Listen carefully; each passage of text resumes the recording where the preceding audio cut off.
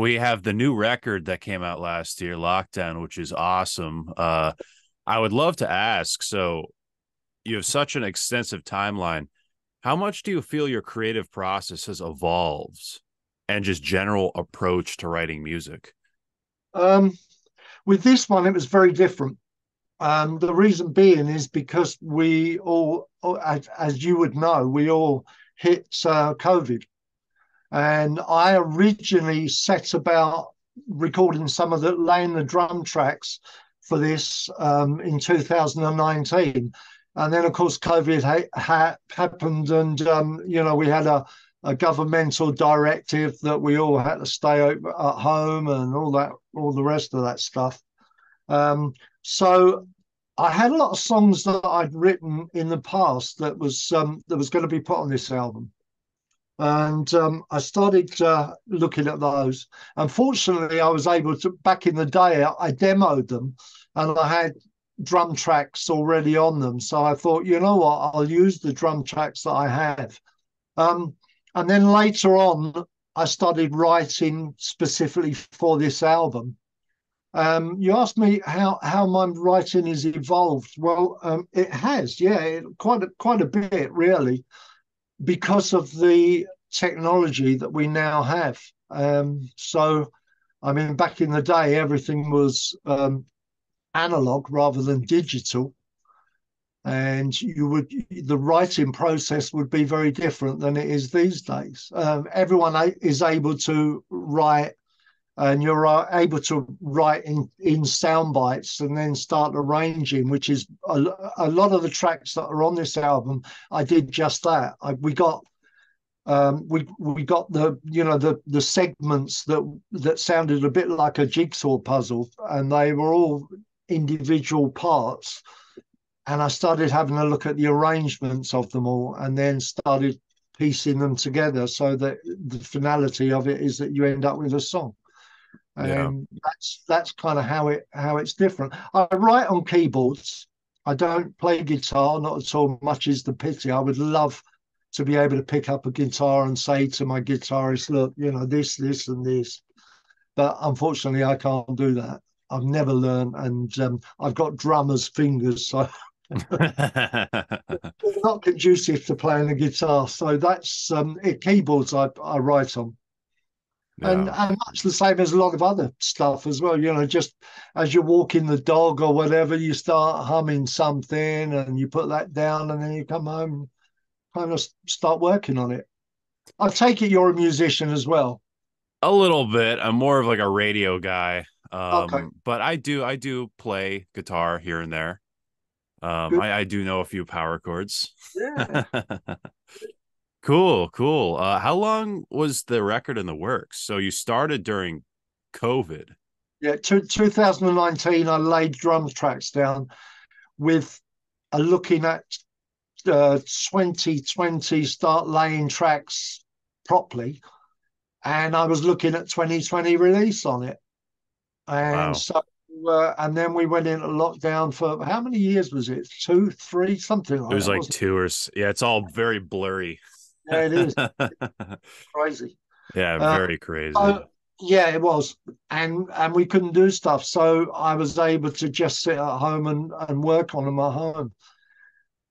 Yeah. So Yeah. the process, the whole process was so long. It just felt as though it went on forever. And Yeah. not only that, I was learning a lot about, um, I use Logic Pro, and I was learning at the time all about that. And I had lots of lots of stuff that happened that didn't really need to happen. I would work on a track all day, and I would be doing bits and pieces to it, and then save it, or thought what I'd saved it, and come back the following day to open it, and then have these ridiculous messages coming up saying that the files that you're trying to find aren't findable. They've disappeared, The and it was like, worst. really. And so yeah, I learned. It was a long learning process, but yeah, it was all right. It was okay. I got there in the end, so that's the main thing. Were you using like Pro Tools? No, Logic Pro. Logic. Cool. Yeah, Cool. yeah. All right, yeah, Lockdown's great. We got the 2017 release that is fantastic as well, and also the 1984 release. Thank you. Now, it is interesting the amount of time between the debut and sophomore record. Why was there such a long hiatus? Because I grew disillusioned with everything. I came over back in the 80s when I had the band together. It was a very different music industry. And I was always searching for that major deal, always trying to find the major deal, chasing that all the time. And it wasn't happening in the UK. And my partner at the time, who was the vocalist, Jodie Valentine, she was American. And so we just packed up everything and we came over to the States, over to the East Coast, and went about trying to form an American band and trying to get a deal at the same time. We came pretty close to a few things. We saw Pat Benatar's manager at the time, and it was looking good for a while, but then that all kind of went by the wayside. So then we came back, and I felt as though there was just nothing happening with the band. I just couldn't get the deal that I was after. And so I decided to just kind of stop for a while and kind of have a rethink about it.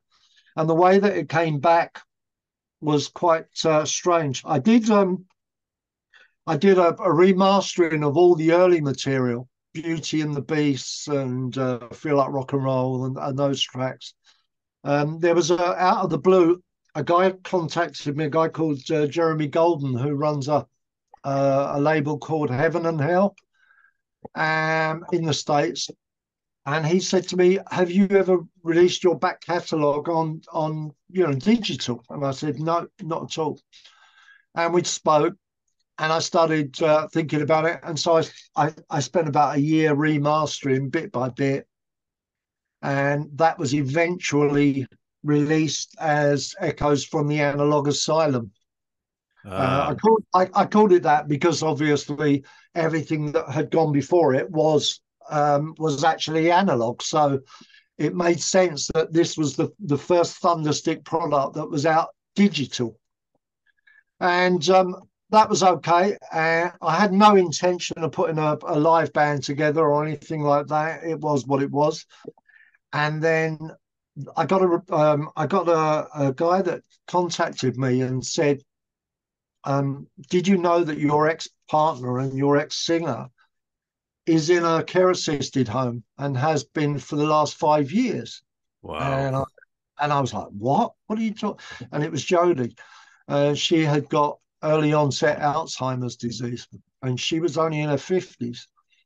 And he had a copy of Analog, and he was a musician himself, and he used to go and visit these people in the care homes. And he went into the care home and found Jodie and played her the album, and she didn't even recognize her own vocal or voice on it. She just sat and looked out the window, and in no time at all she died, because of it was an Alzheimer's related illness, whatever it was.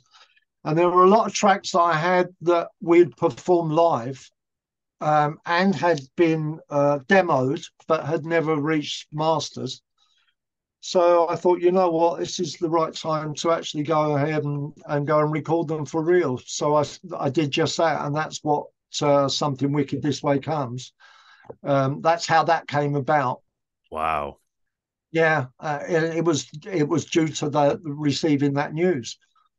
I found the guy whose studio I was using. He said we used to go to school together, and he was the one that instigated it and said, "Look, why don't you do this?"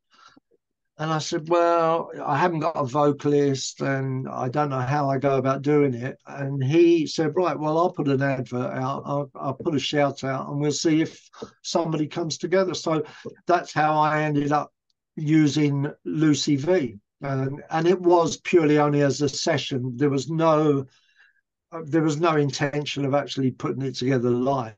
Yeah. And the reviews that I got on it were pretty good. So when everybody started coming back with positives, I sat back and thought, oh, maybe I should do this, and we should put put a live band together, and that's exactly what happened. And Yeah, here we are. and here we are. Yeah, Yeah, very, very cool to hear, and unfortunately tragic as well. yeah, yeah, Yeah, yeah.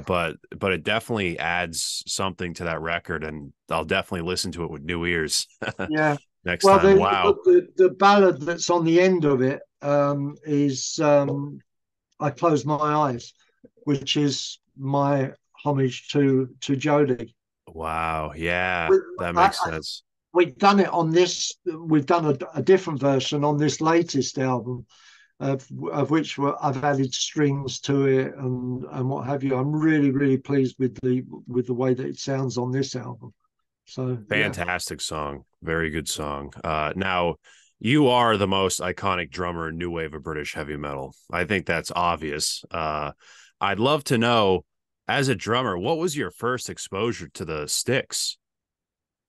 Um, Very strange. Oh yeah. Yeah, well, there was like I always used to be drawn to the drummer watching television. When I was a young kid, and my uncle started collecting for what you guys would call a garage sale, a garage sale. Yeah, yard sale Over too. here, we called it a jumble sale over here. And somebody threw out a pair of military drumsticks that were like, like that. And I started beating. Instead of putting them into the sale, I kept them and started beating up on my parents' furniture, and they didn't like that much. So I think I was 9 when they got me a kit, and yeah, I started just trying to mess about and play on the kit. It was crazy because they buy you a kit and they go, there you go, there's a kit, you can play that. And then the neighbors start complaining about the noise, and then they come and tell you stop playing because the neighbors are complaining. I didn't get that at all. I couldn't understand it. But that's when it first kicked in. Um, Yeah. Very, so very interesting. And those sticks, I assume, are long gone. long gone. Yeah. Yeah, Those long are some gone. iconic drumsticks, if Yeah, anyone ever yeah, finds them. yeah. Wow. So you have plenty of influences. At what age were you first exposed to like your biggest influences? Quite early. I had an art teacher who looked not too dissimilar to yourself. And, yeah, I mean, he had Uh-oh. hair down. He had hair down. This is quite a long time ago now, and he had hair down to his waist, and he brought in it would be called a record player because that's what it was. It was like a dance set thing, and he asked everybody whilst we were doing our art to come in and play, bring some albums in, and we'll play the albums. And at that early age, the very first album I bought was an album by the Moody Blues called "In Search of the Lost Chord." And I loved that album because there was so much on it. There was so much richness. There were the layers on it, and my favorite instrument, a mellotron.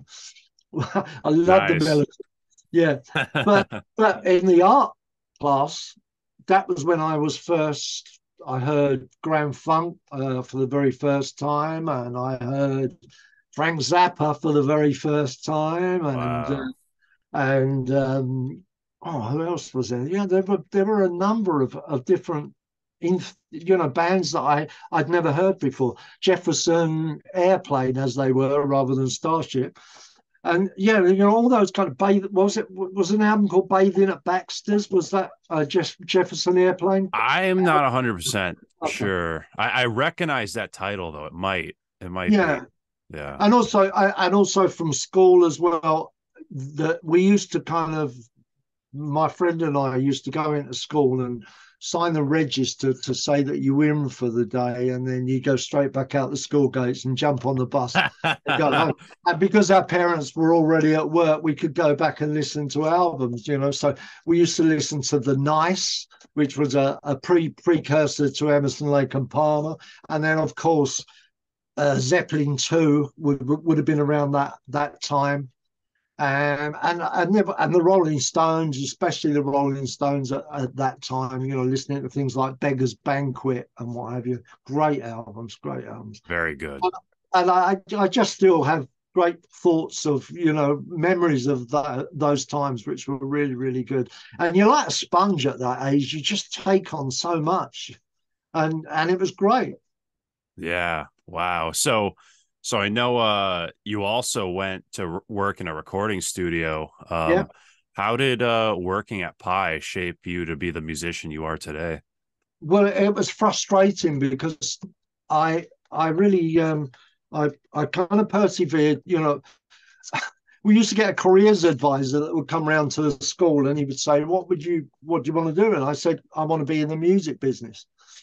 And the most that they could offer me was, you know, probably putting in an application or a job, try and get an interview with a local record store. And it was like, no, you know, I want to actually be in the industry. And of course, at that time, they had no way of being able to follow that up. So I took it upon myself that I just wrote to every studio in London. And as you say, I got offered the job at Pi. Wow. And it was an eye opener, but I was also very frustrated because at that time I was starting to get really serious about my playing. And I spent all the time, you know, in the control room making coffees and being a tape op and you know, that sort of stuff.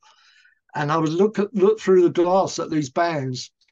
Early Status Quo, they'd been a pop band before, and then they came back as everybody knows, a kind of 12-bar, you know, boogie type thing. And I was tape hopping on one of their first albums. They had an album called Dog of Two Head, and I was tape hopping on that. But it was so frustrating to be seeing these bands, and I can remember a band called Stone the Crows that had Maggie Bell as a singer. And they came in and they did a night session, and all they did was just got wrecked and just were jamming and playing and all that. And there's me as a young kid, you know, impressionable kid, thinking all that studio time that they're just wasting, you know, and you know, you think that they would be dying to get in there and create, and I couldn't understand it. And so that's what led me to leave in the end, because I wanted to play more than I wanted to record the bands playing. So Yeah, that makes so it was just like a huge tease pretty much because you were just sitting yeah, there and you're like, I wish I yeah, could be a part of that. yeah. Um, you ended up playing in a few bands that were like more on like the glam side, if Mhm. I believe. That was definitely one of the reasons to make that made you like one of the more theatrical performers, right? Yeah. Yeah. I joined a band. When I got there was a band that I was in called Tiny and the Hot Toddies, and we did. There was a big festival that used to take place in London, and it was an illegal festival. What it was all these trucks would just turn up with generators and everything, and it would take place in Windsor Park, which is one of the Queen's residence, you know, not Buckingham Palace, but in Windsor, there's the Windsor Castle, and it has these great big palatial grounds.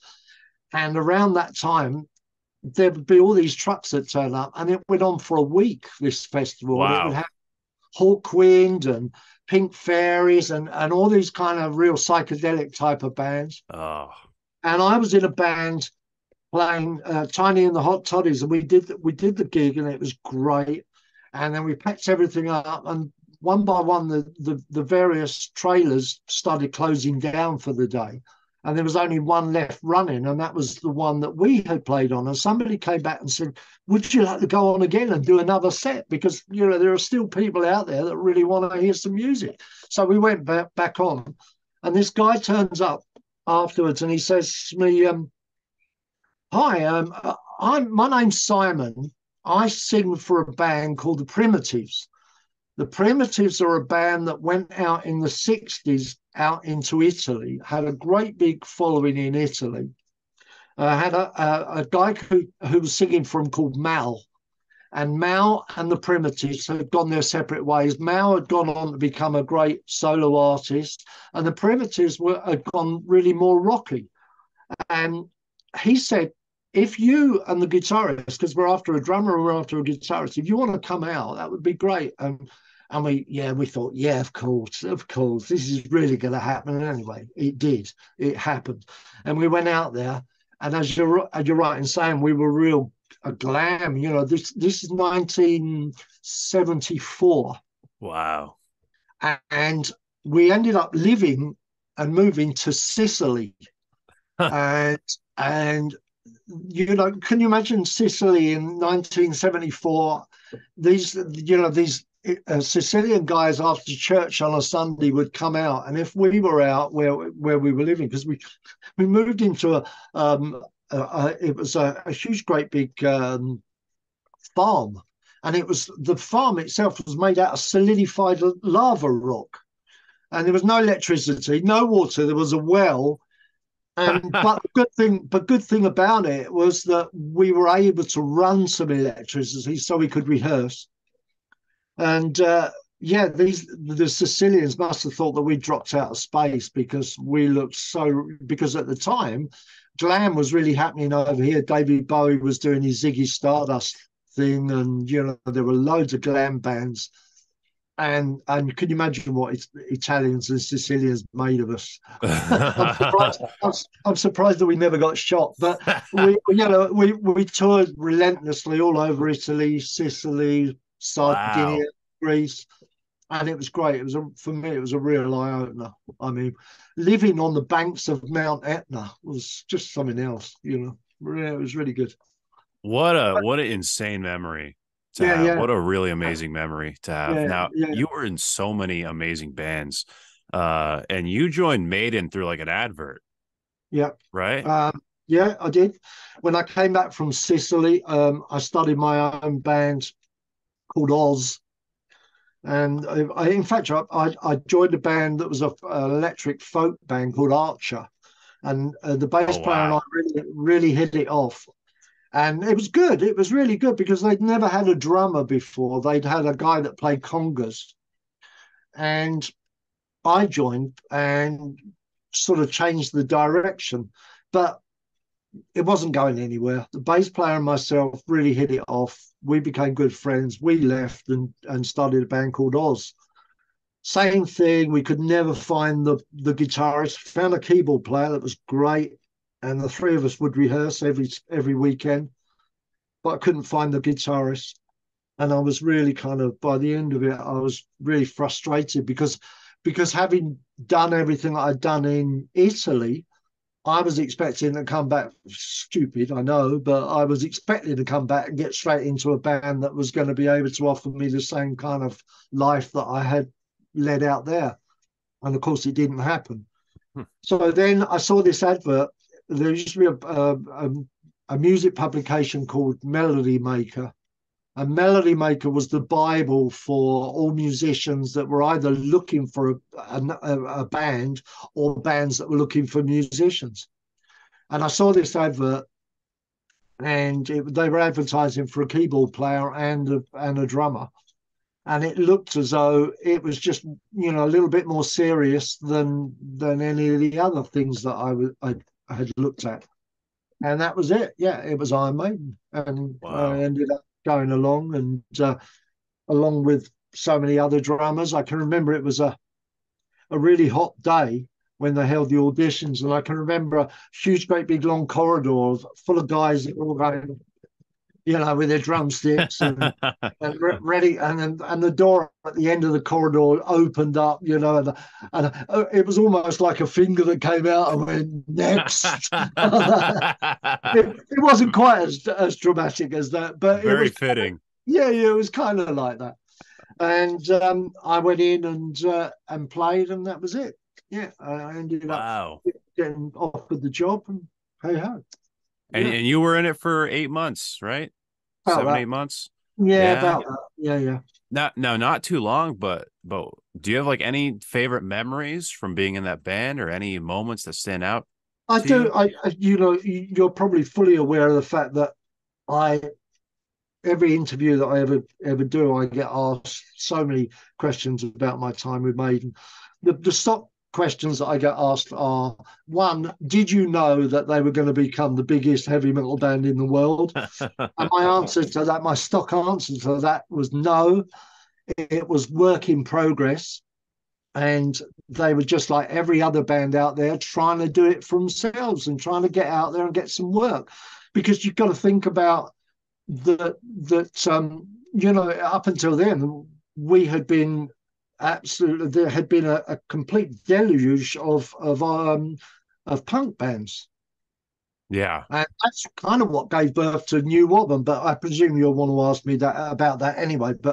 But with Maiden, yeah, I didn't know that they were going to be as big as they were.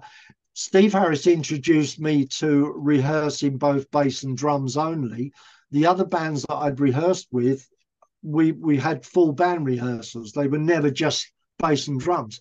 So that was really good. That was different because of the way that we can see now, time tells us that his whole thought on that was that to make the bass and drums absolutely super, super tight. And so that was that. Did you ever fall asleep whilst on stage with Iron Maiden? No, I didn't fall asleep whilst I was on stage with Iron Maiden. Yet again, it's completely fictitious. And I mean, yeah, I did. I had some good memories of them. I never felt really part of they were a very serious band, and a lot of the bands that I'd been in beforehand always knew how to have a laugh as well. Whereas I found Maiden to be very serious, and more for me for not realizing that with the seriousness becomes the elevation of the band. So that's probably why they are the biggest band in the world, because they're quite serious about what they do. They probably have their moments, but I always felt it was very serious. Also, I was a Southeast Londoner. There's lots of suburbs to London, and I was born on the south side. Iron Maiden, as everyone knows, comes from the East End of London.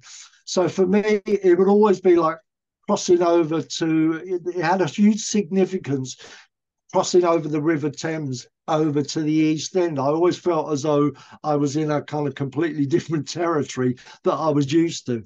So it was always, we used to rehearse over there all the time, and most of the gigs that we did were over there as well. So yeah, it was a great time. What can I say? There are so many stories about my time with Maiden that I kind of just I try and skirt around the answers these days. Yeah, it's probably it is a blip in your timeline, Yeah, it 8 months. Yeah, So nothing. yeah. So I had to ask. Oh, It's a classic. no, not for a minute. No, not for a minute. Am I Um, having a go at you? No, not at no, all. it's all right. It's all right. So the Survivors record, Uh-huh. um, one of the first ever new wave of British heavy metal records. Yeah. So we were talking about Maiden. What was your relationship with the rest of the new wave of British heavy metal bands back in the day? Because there were quite a lot starting up. Yeah. As I said, up until then, there had been this huge flow of punk bands. And I still really think that, just as a side thought, Steve Harris always says that he absolutely gained nothing from punk whatsoever. But I think that that's not true, because punk had the energy, it had the attitude, and it had the energy. Up until then, there had been what we consider to be dinosaur rock bands, such as Black Sabbath and Deep Purple and Led Zeppelin and what have you, all those great bands. And but they were, when punk came along, they were kind of pushed aside, and punk had this just completely different attitude.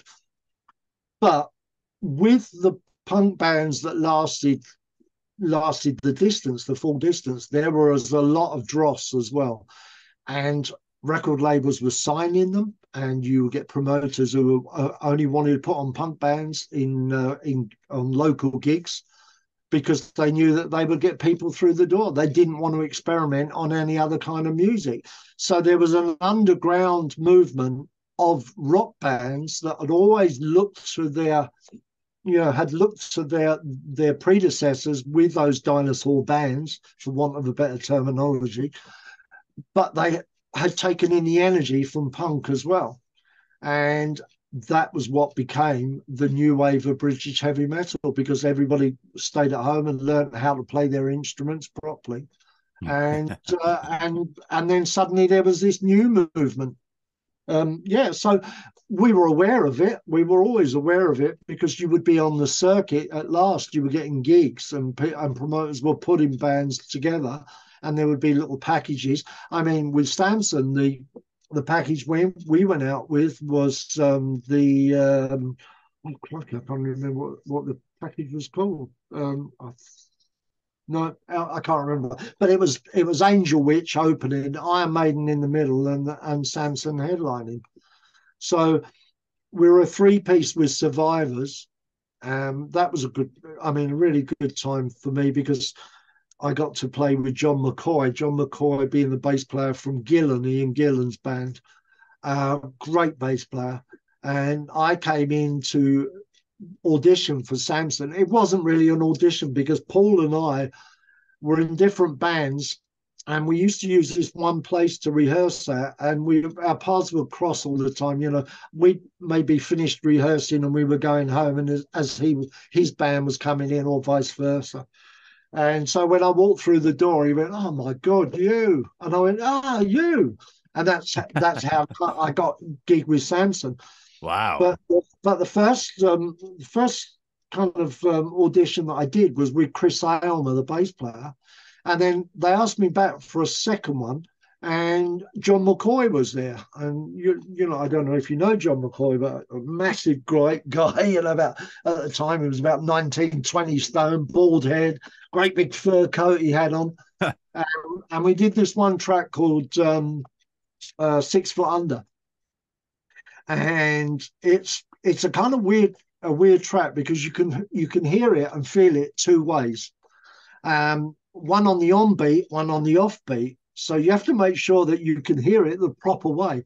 And he was about that far away from me, standing there going like this, right in my face. And I thought, you know what, I'm not going to let this guy intimidate me. And then that's how Survivors came about, because he played bass on the album, and he produced it. Wow. Really great for me. It was great. It was a school of rock for me. He taught me so much. Yeah, well, I was going to ask about the writing recording process of that record, but that's really interesting to hear. How much like studio time did you get?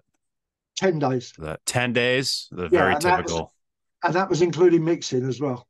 Wow. It was recorded. Some of it was written on the fly. There's a track called Cos, which came about just out of a jam. We'd finished recording one song, and John and I just sort of took off on something, and we kind of elongated it and made it into a track, an instrumental track. But it was 10 days to get it down and mix it and get it done. Was it a good budget? No. It was frighteningly. I mean, most of the budget probably went on John's producer's fees. Probably. Yeah, probably. Yeah. But no, it was a silly budget. Came out on an independent label, but they promoted it, and we went and did. Oh, that was it. The Heavy Metal Crusade. That was it. How could I forget? That was the name of the tour that we did as a three-piece. And then, we had quite a bit of interest. CBS at the time, which is now Sony, they were asking, they were interested, came to see a couple of shows and said, I think what you need to do is you need to go and get a vocalist and have a focal point on the front. That will enable your guitarist to actually concentrate more on playing rather than having to sing as well. And that was when enter Mr. Bruce Dickinson. Yeah, very famously. So very, very interesting. And yeah, I feel like every single band from this movement, especially the early stuff, it was just terrible budget. They had I know Jaguar had like 5 days in the studio. like Yeah, just ridiculous. yeah. It's so much better now where you can boot up your computer, you can take as long as you want.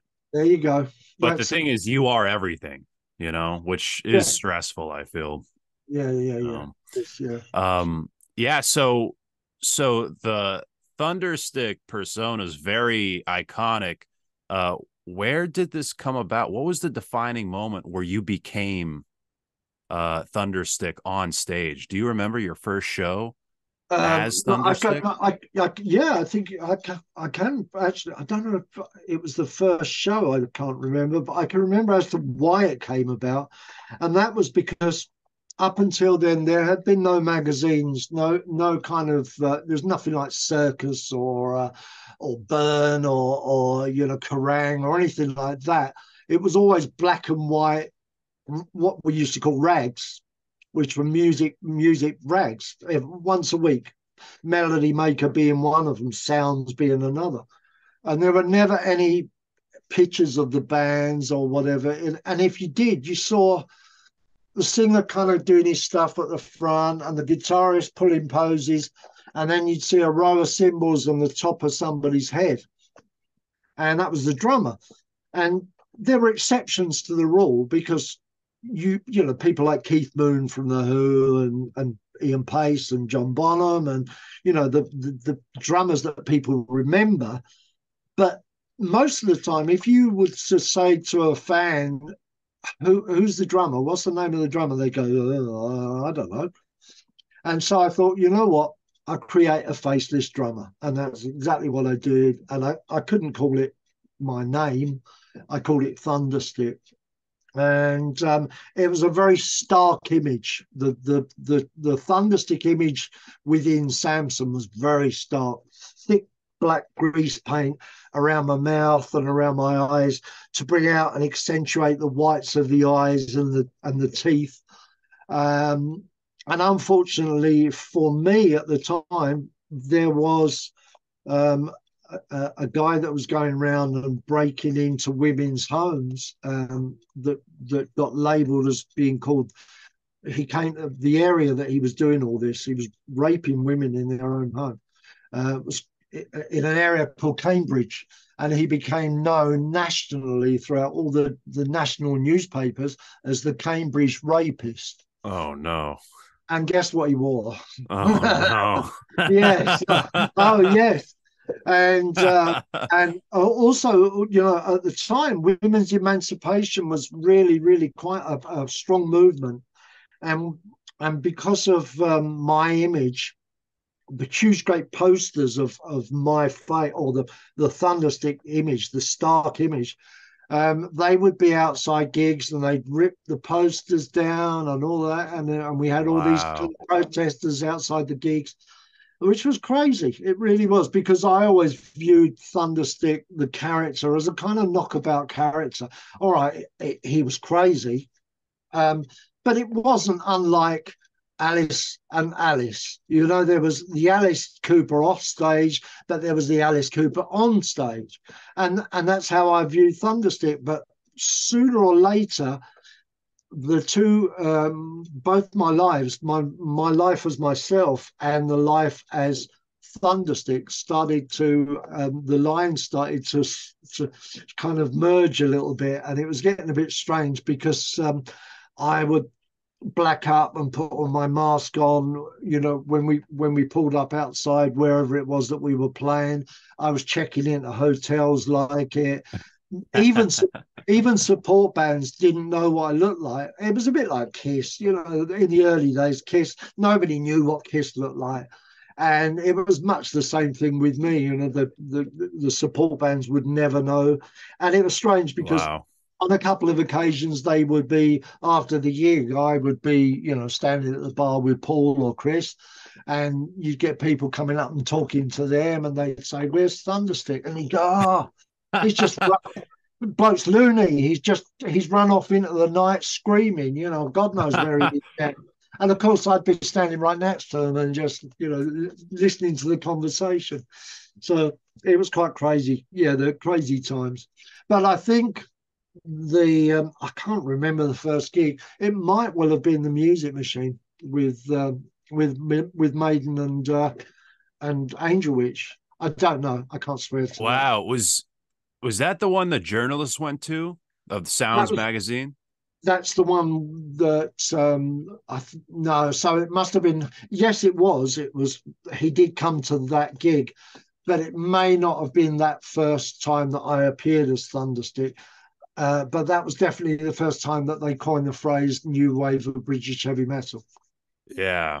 That was it. Which is very cool, which must feel amazing, Yeah, it like was. being a key part of that movement. Yeah, especially I mean, for the because I got the front cover of Sounds, and that day I think I was in London, and it was really kind of weird walking down the platform of a train station, and there were news agents, and they had copies of Sounds, and I would walk down there, and I'd look at me and go, "Oh my God, that's me." Yeah, yeah, No one quite. knows though. No, no, no, nobody did. No, no, it's it. Yeah, yeah. Was this the same idea with the Head On album cover Yeah, where it's yeah. like, let's give the drummer the spotlight? Yeah, the record label did that. Oh, It wasn't of our choosing. Head On, the original idea that we had for Head On was either it was a similar shot to who was it that used the two cars up like that had hit Head On. that Um, isn't that a Crocus record? yeah, Crocus, that was it. Yeah. Yeah. We had an idea similar to that, or the other idea that we wanted was um, taken on the top of a building and the ground rushing up at you like that, as if you launched yourself off of the top of the building. And we were thinking of along that, that would be a good idea. But with the Thunderstick image, the label thought that it was just too good an opportunity to miss, and that's how that head on came about, and they were able to really sell it on the back of that. And it was it was a strange times because obviously when Bruce joined the band, he was the focal point for Samson, so he's the man out the front. Paul, whose name is Paul Samson, so it was his band, but Thunderstick was the guy that was getting all the press and everything else. So there were three of us. The only one that wasn't in contention was Chris Aylmer, the bass player. He was the only one that didn't actually feature in any way. So it was, although we didn't really have egos, the three of us. But I mean, in the end, Thunderstick was my downfall because Paul and Bruce, we got to a stage when Shot Tactics had been recorded that they wanted to be spoken about and written about as a band and wanted the material to be taken seriously. And Kerrang was out by then, and Paul and Bruce did an interview with one of the journalists. I think it was Dante Benuto, and they said, "Look, can we just talk about the music instead of asking me what Thunderstick had for breakfast? Do we really need to know all that?" And oh yeah, sure. Well, that'd be great. And when the article came out, every single paragraph had a tiny little picture of the Thunderstick mask all the way down it. Wow. And he'd obviously gone back and deliberately had written about Thunderstick, and that led to a lot of kind of altercations between the three of us. And Bruce and Paul turned around and said, to hell with all this theatrical, because we used to use a lot of pyros as well. And they said, to hell with all this theatricality. We don't want to do that anymore. And they went on stage with Bruce was wearing a rugby shirt and Paul was wearing jeans, and I was really alienated, by the image itself. And that was it. That was the beginning of the end, really. Not only that, but with Head On, my playing was at its most adventurous, and it was, at my most spontaneous and extroverted.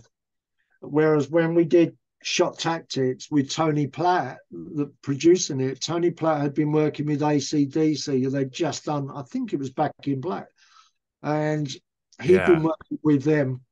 And so we went in. We had the whole album written, and we went in and did 2 weeks of pre-production where he pulled everything apart, and we had to rebuild each track that became Shot Tactics. And if Wow. you listen to my drumming on Shot Tactics, and you listen and you compare it to Head On, they are as if they're different drummers. Yeah. Uh, because I mean, he pulled so much apart. No, no, no, don't do that there. How about if you just go boom, boom, boom, rather than or whatever. And so all my flamboyant roles kind of went and what have you. And then there's a dichotomy as to which band people like. Do they like the Samson of Shock Tactics, or do they like the Head On Shock Tactics? And then, of course, Shock Tactics was remixed and mixed Yeah. with, when Bruce joined Maiden, they put it out as Head Tactics for the American market. And they dumbed my drumming down even more, and it was just horrendous. But there you go. Such is life. So Yeah, such is life.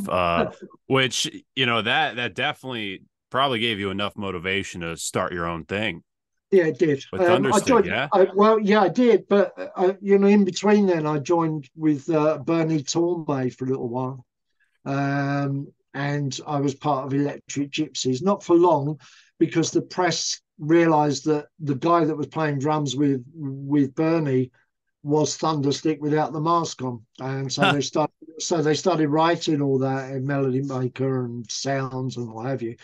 And Bernie didn't want anything like to be, didn't really want to be associated with that kind of thing. And Yeah. so I did a tour with Bernie, and I did a couple of radio shows that we went in and recorded some stuff.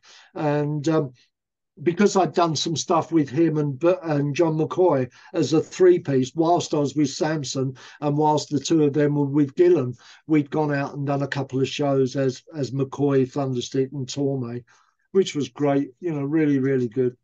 Yeah. But yeah, I mean, it all kind of changed, and I thought, I wanted to go down that theatrical route, and I put a female vocalist in there because twofold really, because I enjoyed having I think I really wanted to have a female at the front, because there weren't many rock bands that had a female vocalist. They were all female bands like Rock Goddess and Girls School and bands like that, but there were no male orientated bands with a female vocalist.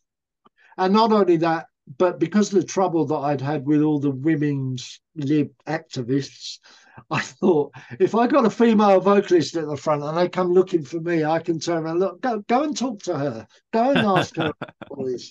Ask her Very if she, smart. yeah, yeah, ask her if she feels as though she's, much maligned in a male band or whatever. So yeah, Yeah. So you must look back at the writing of that record very fondly then, because you probably had like just complete control. How is that like finally just having your own project? yeah, it was cool. Yeah. But having to find the finance for it was not so cool. It's always been a struggle. It really has. But Yeah. I managed to find the finance to do the 4-track EP, and I took off and went to Europe to try and find some management and what have you. And I saw a few people like Golden Earrings manager when we were in Holland, and that was interesting. And I thought, oh man, maybe we can get this, but it didn't happen. So it was all again about trying to find the major label, but it just didn't happen. We put it out on an indie label again, and it was hard. It's really hard to try and keep a band together when you've got other musicians going, well, what are we doing? Are we going to be able to rehearse? Are we going to be able to afford to be able to rehearse, or what? Yeah, it was hard, but it was at the same time, it was great to have my own band. Yeah. Yeah, Definitely. yeah, yeah, We've almost come full circle now. We're back to yeah, Thunderstick. yeah. And the three records are fantastic. Thank you. What's the future looking like for Um, Thunderstick? Yeah, I'm on to. We went to Poland last year, and we're going back next year. But we recorded it, and I'm looking at trying to put together another. I put a live album together. I've got, Fantastic. yeah, I've got 24 track of those, so that would be good. That's my next little thing to start looking at. Try and promo as much as possible the new album. As yet, I've had good reaction to it, which is really good. That's nice. I like the fact that it runs at an hour and 20, so it's a double length album for the price of a single album, and it's been fun doing. I've got a lot of friends on it, and that's great. And that was purely because of COVID. And I had a couple of guitarists that were they were getting a little bit bored at sitting around, so they kind of jumped ship. And I asked a lot of people if they could recommend anybody that had the Thunderstick criteria, as it were, the way that they look and the way they play. But nobody was forthcoming. But the friends that I contacted turned around and said, I can't recommend anybody, but I would love to play on your album. And that's exactly what happened. I used a lot of friends on it, people like a guy called Dave John Ross, who played for a NWOBHM band called More. And yeah, really, really good. Wow. Ex-Thunderstick guitarist as well, a guy called Dave Kilford, who was on the Something Wicked album. So it's been really, really good. And now I've got an amazing singer. I think she is wonderful. She Fantastic. she has such stage presence as well. So our shows are getting a little bit more crazy now, so that we're kind of putting together shows that will encompass tracks from the new album. And plus, I'm trying out a couple of different Samson tracks as well. I've played Cool. this afternoon, and I've taken another track. We already do "Riding with the Angels" and "Earth Mother," but I've taken another one from the Shot Tactics album, and I'm looking at that, which will be good.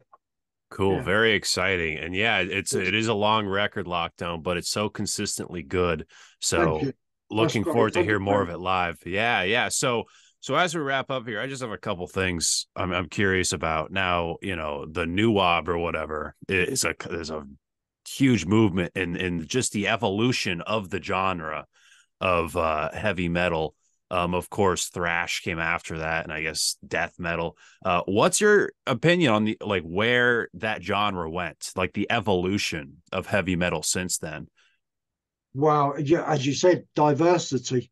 Yeah, And more than anything else, you get doom metal and you get thrash and you get mask metal, and there are just so many of diverse genres of that have come out of that. I kind of I'm a little bit I'm stuck in the middle because I don't actually regard Thunderstick Band as a true heavy metal band. I don't think we are dirty enough in our arrangement. I'm much more of a power rock band, but you know, it's all encompassing, isn't it? It's you can't say, oh well, I'm no longer heavy metal, and you divorced yourself from that, because it is all very much intertwined, aren't they? But I don't think that I'm an out and out metal band. Um, More so hard rock, but yeah. the diversity is good, isn't it? I mean, anything that gives that amount of difference and the amount of pleasure that people derive from it is great. I think it is really, really good. It's very, very good. This has been awesome talking to you. What's the best way for people to just stay updated with all your projects and everything you do? I would say at the moment, Facebook more than anything else. If you go on to either mine, Barry Graham Perkis, or just put in Thunderstick Facebook, and then we have our fan page as well, the Thunderstick Stormtroopers. So anything there, and then you'll get all the links to everything else from that. So Great. Fantastic. Thank you so much for doing this, man. This has been a great conversation. Thank you, Uh, Brandon. I'm Brandon Battick, and this is Disturbing the Priest.